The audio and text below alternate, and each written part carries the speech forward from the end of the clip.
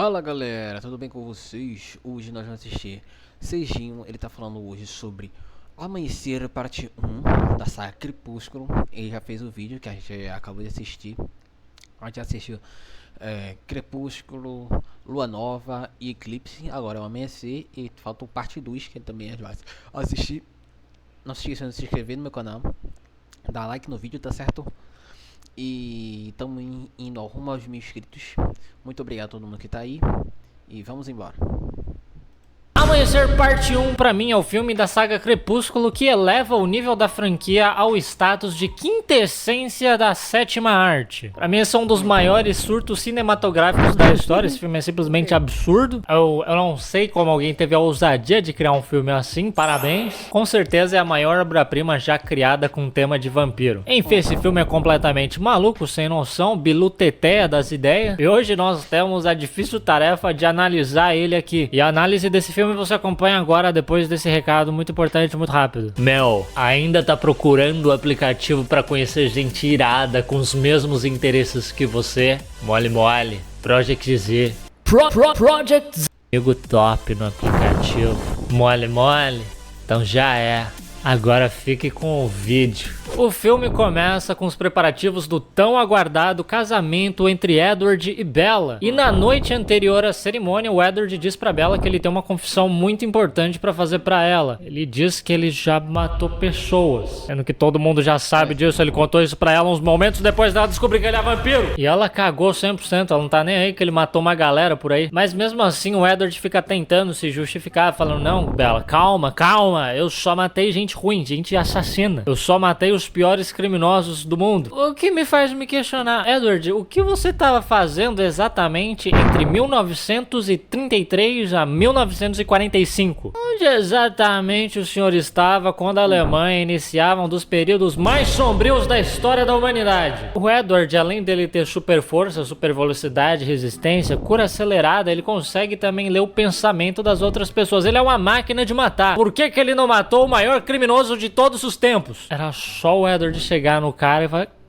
ele quebrava o pescoço do cara igual um espaguete. O Edward poderia ter 100% evitado o holocausto, mas ele prefere ficar brincando de ensino médio eternamente paquerando garota 100 anos mais nova do que ele. Então o Edward não deveria estar preocupado com a Bella julgando ele por ele ter matado criminosos. Ele devia estar preocupado com ela julgando ele por ele não ter feito absolutamente nada num dos piores momentos da história da humanidade. E antes do Edward partir na sua despedida de solteiro, ele se despede carinhosamente da Bella. I'll meet you at the altar.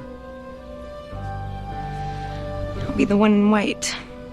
E aí a Bella tem um pesadelo onde dá tudo muito errado no casamento dela. Os convidados vão todos de branco e o Edward ainda mata todo mundo. Essas são duas das três piores coisas que podem acontecer num casamento. A primeira ainda assim é um bolo escrito Game Over. Mas no casamento de verdade, felizmente dá tudo muito certo, com exceção dos colegas de escola dela que infelizmente conseguiram encontrar o endereço do casamento.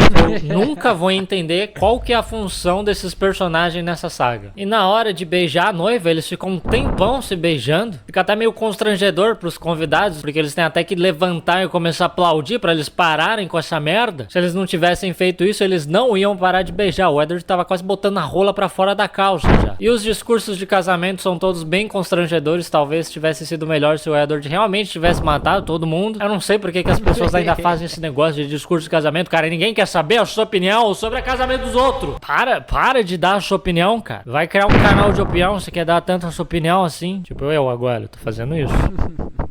E o Jacob só aparece ali mais pro final da festa, quando já terminou a cerimônia do casamento e tudo mais. Ele foi ali só pra pegar um salgado e vazar. Mas ele fica muito furioso com a Bella quando ele descobre que a Bella pretende ir pra lua de mel com Edward antes dela se tornar uma vampira. Ele fica completamente transtornado, parece que ela tá casando com Kid Bengala. Ele fica muito inconformado porque ele acha que a pirocada do Edward vai arremessar a Bella do outro lado da sala, vai voar igual uma perereca e quebrar a coluna na parede. E parece que ele esquece que a Bella ela não tem o menor apego à própria vida dela. Qualquer oportunidade dela quebrar o pescoço, fraturar 5 ossos, ela tá aceitando. Cara, isso são duas das coisas que o jovem mais quer hoje em dia, transar e morrer. Então a Bella se emociona muito ao se despedir de seus pais, porque essa vai ser a última vez que ela vai ver eles sendo humana ainda. E os pombinhos recém-casados vão para sua lua de mel, que é uma surpresa que o Edward preparou pra Bella. Ele nem contou pra onde eles estão indo. E adivinha só, eles vieram pro Brasil. Eles vieram pro Rio de Janeiro. Olhando pra cara desses dois, eu não consigo muito imaginar que Rio de Janeiro ia ser assim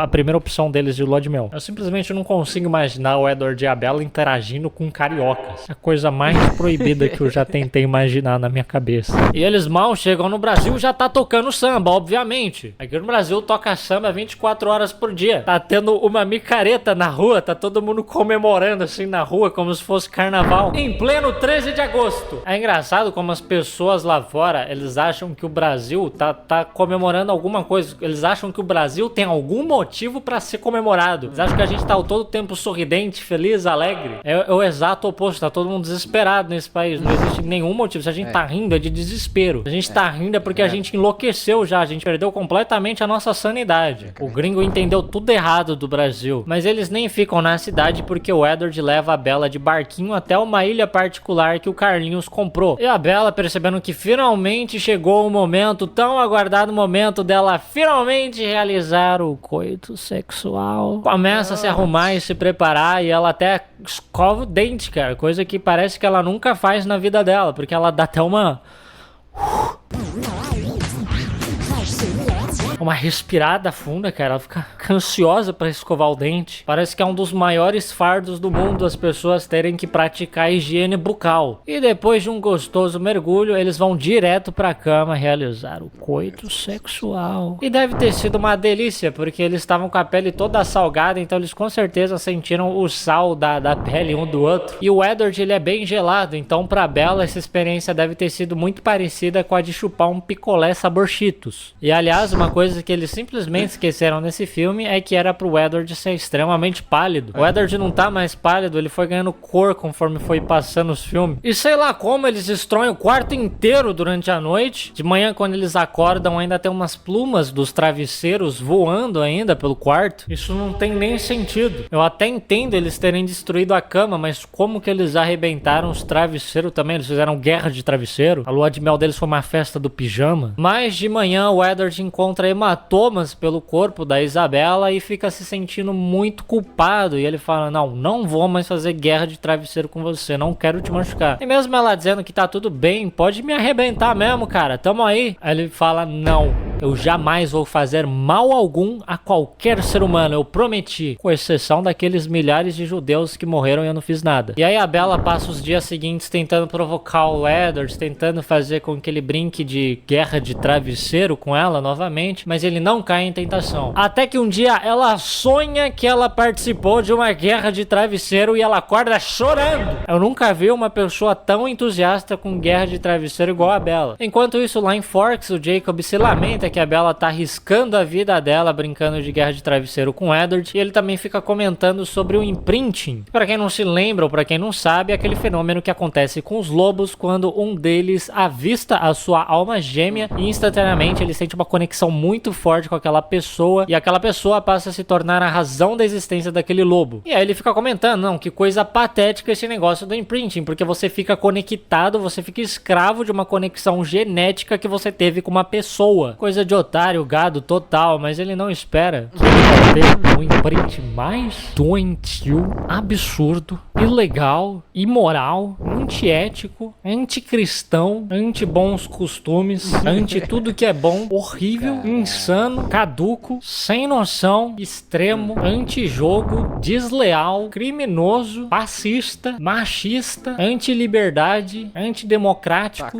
genocida, tendencioso e errado de toda a história da humanidade. Numa manhã, enquanto a Bella espera o seu marido voltar da caça matinal dele, ela prepara um levíssimo café da manhã típico americano, mas ela começa a passar mal e até vomita. O Edward fica muito preocupado e a Bella percebe que a menstruação dela está atrasada, já era pra ela ter menstruado. Aí eu já não sei por que ela escolheu essa data pra lua de mel dela, se ela sabia que no meio da lua de mel ela ia ficar menstruada e ela queria muito fazer guerra de travesseiro a lua de mel inteira. Talvez, na verdade, ela tenha planejado exatamente isso. Eu acho que o sangue da menstruação dela ia ser uma espécie de mimo pro Edward. Eu não sei se vocês viram ou se vocês se lembram, mas um tempo atrás correu um depoimento de uma mulher dizendo que ela refogava alho e colocava dentro da preciosa dela pro maridão ir lá e dar uma mordiscadinhas no alho refogado, porque ele gostava muito de alho refogado. E eu acho que o que a Bella tá fazendo é exatamente isso, só que na versão vampiro, porque vampiro não pode comer alho, de jeito nenhum. Então, pro vampiro, o equivalente a isso é o sangue. Então, parando pra pensar, isso é um presente de casamento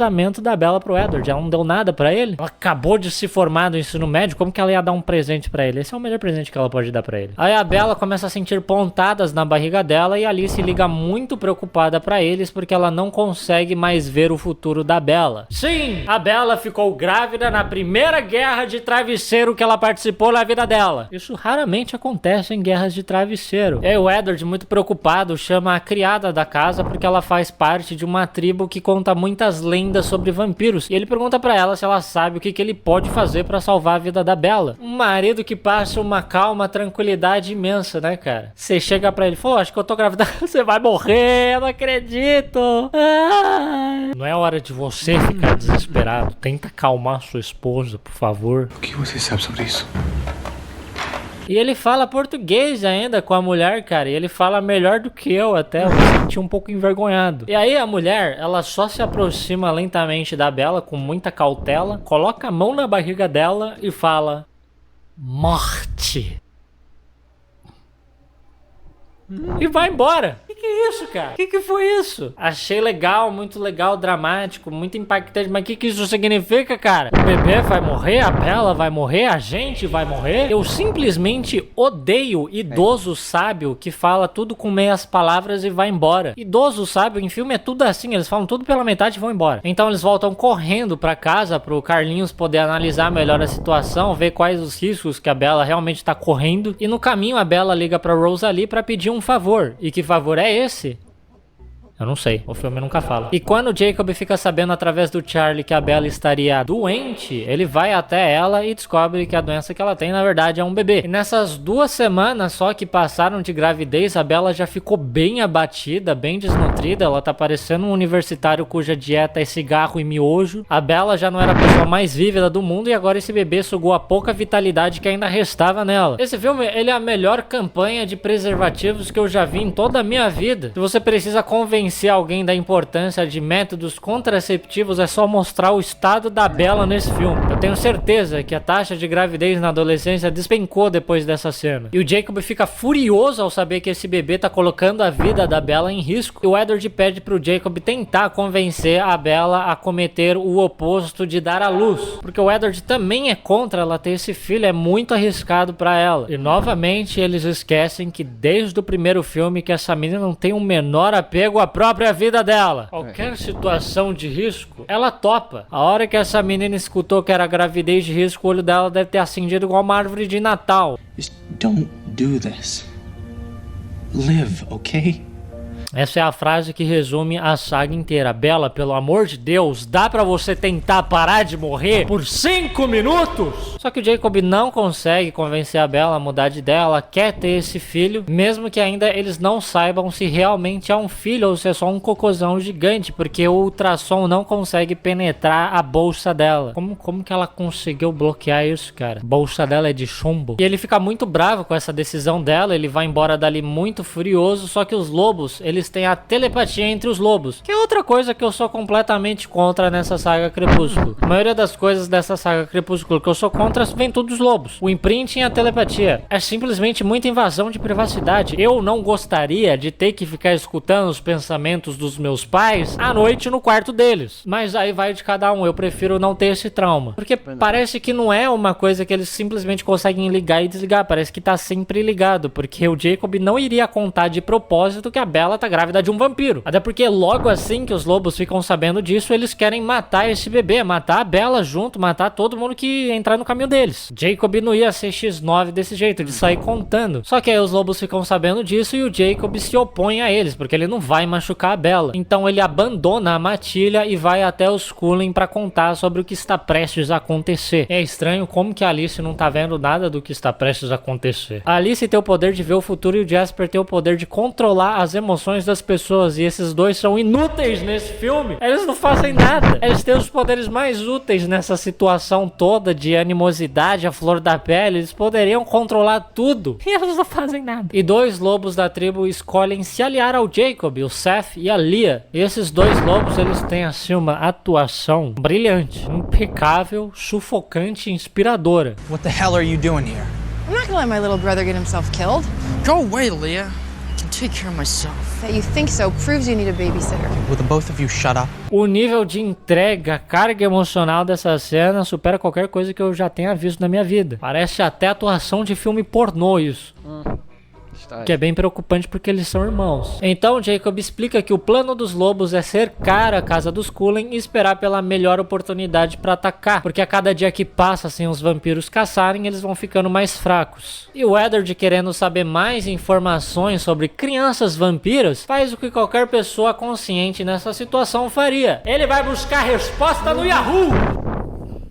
Yahoo, cara. Por que você tá buscando resposta no Yahoo? O maluco é um vampiro de mais de 100 anos, porque ele acha que o Yahoo vai ter alguma resposta que ele não tenha já. Como que o Yahoo, site que nem existe mais, vai saber mais do que um vampiro de mais de 100 anos sabe sobre o tema vampiro? E o Carlinhos vê através do raio-x que o bebê tá começando a quebrar os ossos da Bella. E ele diz pra ela que talvez nem transformando ela em vampira eles consigam salvá-la, porque já tá meio complicado. Bella não é a pessoa mais saudável no mundo. E o Eddard fica muito furioso, dizendo que ele não vai ser capaz de amar essa criança caso a Bella morra por causa disso. E só um spoiler, Eddard, você não vai ser capaz de amar essa criança mesmo que ela não mate a Bella, porque essa criança é horrorosa. É o bebê mais feio que eu já vi na minha vida. Essa criança é uma aberração. E a cada dia que passa, a Bella vai ficando mais magra, mais desnutrida, mais fraca, porque esse bebê tá se alimentando igual um norte-americano. E vendo a Bella nesse estado, Jacob tem a ideia de alimentar esse bebê com sangue pra ver se ele acalma um pouco. E o Carlinhos tem umas bolsas de sangue lá na casa, afinal de contas ele é médico, e eu fico me perguntando por que eles não tomaram esse sangue até agora. Eles estão cercados de lobos, impedidos de irem caçar, fracos, anêmicos, e durante todo esse tempo tem um estoque de sangue na casa deles. Estratégia. Aqui não tem. E aí o Carlinhos começa a colocar sangue no copo, só que o Eddard fala, não, pera aí que eu tenho uma ideia melhor. E aí ele vai lá e coloca o sangue num copinho de McDonald's, com tampa, canudinho e tudo, cara. É a cena mais engraçada do mundo. Era pra ser uma cena muito tensa, muito dramática, mas não dá pra parar de dar risada. Fica todo mundo muito sério, muito tenso, observando a Bella chupando sangue pelo canudinho como se fosse Coca-Cola. E o melhor é que ela fica com o dentinho todo sujo de sangue, parece que ela toma groselha. Acho que ia ser melhor ainda se ela tivesse tomado no copo mesmo, que ela ficar com um bigodinho de sangue. E ela gosta tanto do sabor que ela toma todo o estoque de sangue deles. E no telefone a Bella mente pro pai dela, dizendo que ela tá doente, que ela não vai poder voltar pra casa ainda. E eu não consigo deixar de simpatizar com o Charlie, o pai dela, porque eu passei por uma situação muito parecida. No ensino médio, uma amiga minha simplesmente parou de ir pra escola, de um dia pro outro, e ela apareceu tipo um mês depois, só pra dizer que ela tava com pneumonia, e ela sumiu logo em seguida de novo. E aí um tempo depois eu descobri que ela teve um filho. E se você for essa minha amiga, eu te agradeço por me permitir viver um pedacinho de crepúsculo na minha vida. Esse pequeno pedaço se chama felicidade. E aí o Eddard começa a escutar os pensamentos do bebê na barriga da Bella, só que ele chama o bebê de ele, sendo que o bebê é ela. Estamos em 2022, Eddard, vamos, né, falar certo o pronome das pessoas, mas eles estavam em 2011 lá, cara, tava tudo certo. E depois de ouvir que os pensamentos do bebê são puros, o Eddard muda de ideia e passa a amar essa criança. Ele tá prestes a ter a maior decepção da vida dele, essa criança é muito feia. E o Carlinhos avisa o Jake que ele precisa ir caçar pra poder se preparar pro parto da Bella. Então o Jacob chama chama os lobos na floresta e ele finge que ele quer que os lobos aceitem a Lia e o Seth de volta na tribo. Só que tudo isso é um plano pra distrair os lobos enquanto o Carlinhos caça. E obviamente que ele não conta desse plano pro Seth e pra Lia porque eles são péssimos atores. Ninguém ia cair no blefe deles. Isso tudo é muito legal, muito incrível, mas... eles não tinham telepatia, os lobos? Não era só eles simplesmente escutarem... ah, ele tá mentindo. Ele falou uma coisa, mas o pensamento dele é outra. E se tiver como ligar ou desligar a telepatia, não era só eles pensarem, ah, ele desligou a telepatia. O Jacob tá escondendo alguma coisa. Por que ele desligou a telepatia? É estranho isso. Nada dos lobos faz o menor sentido nessa saga, Stephenie Meyer. Tem aquele lance também, que o corpo deles é tão quente que eles ficam com calor e ficam pelados o tempo todo. Sendo que se o seu corpo é quente, você sente é frio. Enfim, incríveis criaturas. Que criaturas místicas e misteriosas, os lobos do Crepúsculo. E a Bella, que já tá parecendo uma grávida de Taubaté, chama o Jacob pra avisar que se for menino, o bebê vai se chamar Edward Jacob. Que já é um pouco estranho, porque o Jacob não tem nada a ver com essa história, inclusive tá querendo matar a criança. E é estranho o filho ter o mesmo nome do pai, porque ela nunca mais vai poder dizer o nome do Edward na cama durante os seus momentos íntimos, sem lembrar do filho dela. E aí ela fala que se for menina vai chamar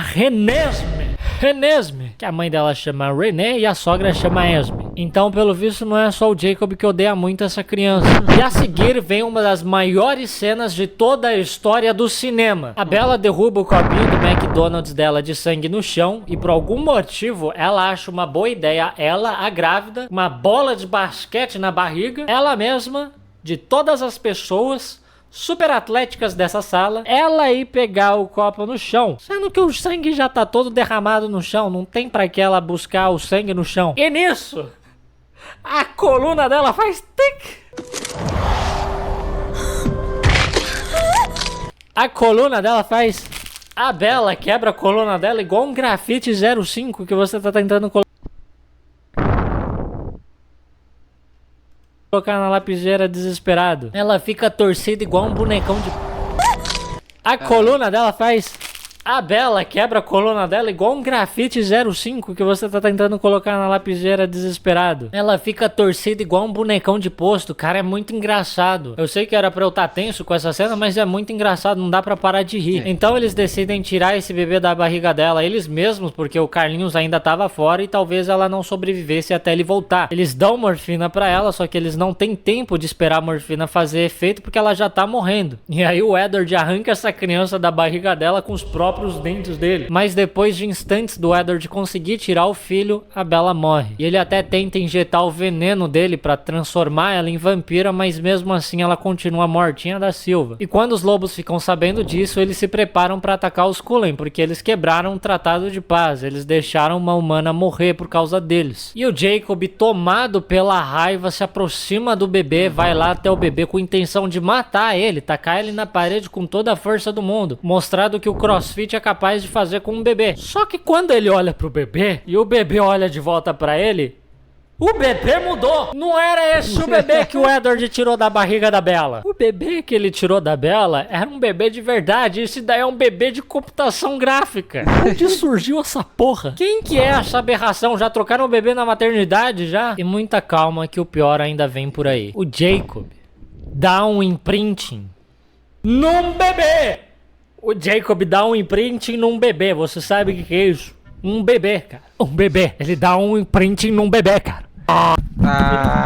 Jacob dá um imprinting num bebê. Ele dá um imprinting num bebê. Imprinting no bebê. O Jacob dá um imprinting num bebê. Assim, eu me surpreendo como que a pessoa escreveu isso no livro, a editora viu e decidiu publicar mesmo assim, a produtora do cinema viu e decidiu colocar no filme mesmo assim, as pessoas viram e falaram tudo bem, e o cara deu um imprinting num bebê. E aí o Jacob começa a ver umas imagens do futuro, ele começa a ver a Renesme crescendo e mesmo crescida ela continua de computação gráfica. Além do cara ter dado imprinting no bebê, ele se apaixonam por uma mulher de computação gráfica. Nerdola. Ele é aqueles nerdola que fica fazendo figurinha E uma luz acabou, já era. Ele é aqueles nerdola que fica fazendo figurinha da Magalu pelada no WhatsApp. E que isso, cara? Você viu o futuro seu com uma computação gráfica e vai ficar emocionado com isso? Se deu um print num bebê, vai ficar emocionado com isso? Um print num bebê. E aí os lobos vêm pra atacar a família Cullen, mas o Jacob impede eles, dizendo que ele deu um imprinting. E a regra mais sagrada dos lobos é que eles não podem atacar a pessoa com quem um lobo teve um imprinting. Essa é a regra mais sagrada. Ter um imprint com bebê, tudo bem. A regra devia ser ataque à pessoa que tem imprinting com bebê. Eu sei que a culpa não é do Jacob, ele não controla isso. Mas o imprinting no bebê não dá, cara. E aí os lobos vão embora. A Bella magicamente ressuscita, começa a estufar o peito, vive de novo. E o filme acaba. Imprinting no bebê. Enfim, este foi Amanhecer Parte 1. Um filme desafiador. Pra mim, isso é arte. Filme que gera questionamento. Que saem da zona de conforto. Imprinting no bebê. Filme que desafia o senso como imprinting no bebê. Filme que gera questionamentos. Imprinting no bebê. Enfim, esse foi Crepúsculo Amanhecer Parte 1. Muito bom. O filme mais maluco de toda a saga Crepúsculo, com certeza. Estou